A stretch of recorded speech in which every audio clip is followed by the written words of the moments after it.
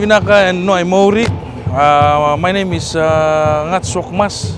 I'm part of the Rotuman contingent, which is part of the Fiji delegation to the Arts Festival 2024 in Hawaii. As you can see behind, there's a performance happening at Kapiolani Band Stage in Hawaii. This is very close to Waikiki Beach. So speaking on behalf of the Rotuman group, we are very lucky and happy. We just performed and I think we did really well. There's 21 of us in this Rotuman group who performed today, and we are looking forward for other performances that we'll be doing here in Hawaii.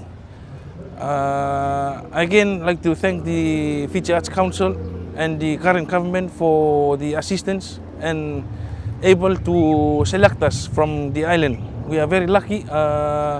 This is first in history for us in the island to come to Arts Festival in the Pacific.